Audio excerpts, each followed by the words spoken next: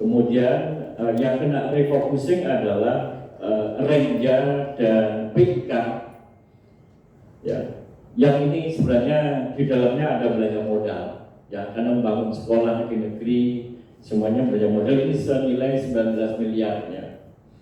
Kemudian TKD saat SMNQ kita mendapat 445 miliar sekian, dan akhirnya total anggaran Dinas Pendidikan untuk 2026 sebesar 1,218 triliun. Ya.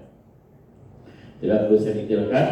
Kemudian dari 1,2 triliun itu ada 8 item belanja yang dulu saya paparkan, meliputi ada bansos, kemudian hibah, penyediaan gaji dan tunjangan ASN, penyediaan BOSP atau BOS, penyediaan jasa umum kantor termasuk rencana P3K paruh waktu, P3K paruh waktu, kemudian pokir beberapa sudah masuk, dan yang kemarin banyak didiskusikan, dipertanyakan adalah belanja modal dan belanja habis pakai. Belanja modalnya 920 juta, sementara belanja habis pakainya 4,142,807,650. Ya.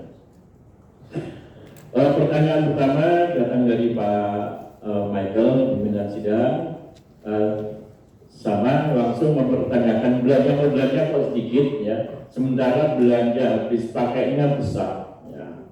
920 itu belanja modal yang banyak di internal Bapak dan Ibu semuanya. Ya, belanja umum biasa, ya, dan rinciannya kami ada kalau di situ sebesar 920.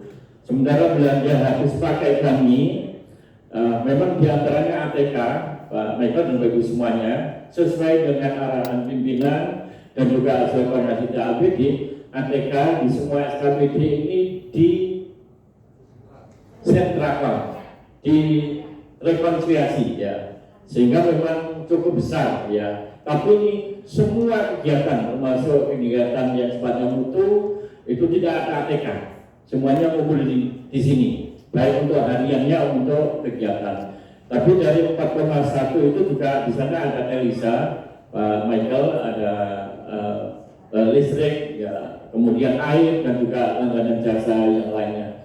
Sehingga jumlahnya memang cukup besar karena kumpul di sini semuanya yang nanti pasti tidak ditemukan di kegiatan-kegiatan yang lainnya. Kemudian Ibu Nima kemarin juga menanyakan tentang Pusja. Saya kira yang tepat ini nanti yang jawab di pimpinan TAPD, Ibu, ya. Kemudian Pak Temo intinya juga secara umum saja tidak langsung bersentuhan dengan kami. Pak Mahfuz juga belanja hibah yang belum ada, terus juga mempertanyakan hibah pada lembaga madrasah termasuk Pusja. Kemarin Pak Mahfuz juga mempertanyakan ini. Semoga nanti bisa langsung dijawab oleh tim TAPD.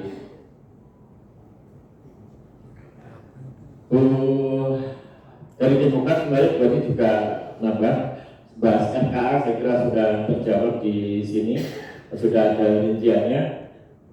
Ya. Kemudian bicara tentang refocusing, apakah perlu direfocusing atau seberapa dampaknya? Yang jelas tadi sudah saya sebutkan yang direfocusing ini PIK. PIK itu kan bottom up, dari bawah. Kalau direfocusing berarti tentu kita siap-siap menjelaskan kepada masyarakat kok usulannya nggak ada yang masuk, karena ini refocusingnya kayaknya untuk PIK total, bantuan rehab gedung, bantuan alat dan sebagainya nggak ada, termasuk di dalamnya Renja yang berdasarkan usulan dari kami. Tapi sekaligus izinkan kami menginformasikan kepada Bapak Ibu semuanya bahwa sebagai ganti dari mungkin hilangnya PIK yang kemarin saya sampaikan, sebenarnya kita punya 870 ruang kelas di Banyuwangi itu rusak. Alhamdulillah kami sedang mendapatkan informasi dari kementerian untuk revitalisasi rehab bangunan sekolah dan juga gedung baru cukup besar setidaknya dibandingkan dengan tahun 2025 yang hanya 44 satuan pendidikan. Untuk PAUD kita mendapatkan kuota 90 satuan pendidikan. Untuk SD kita mendapatkan 173 satuan pendidikan.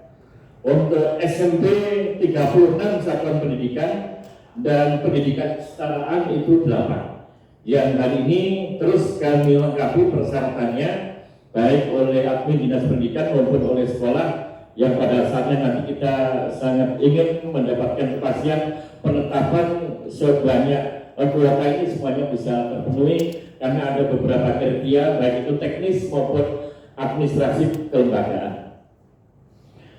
Kemudian dari Bu Rifa juga tentang beban kerja, jaminan mutu, bagaimana SPM, ya tentu ini yang dibilang bertanya-tanya ya, karena SPM dinas pendidikan itu sangat licin, ya, Bapak Ibu Rifa khususnya. Seperti kita ada belanja setiap tahun belanja untuk pemenuhan SPM, tas anak-anak untuk orang tidak mampu, kayaknya kita kena refocusing, ya.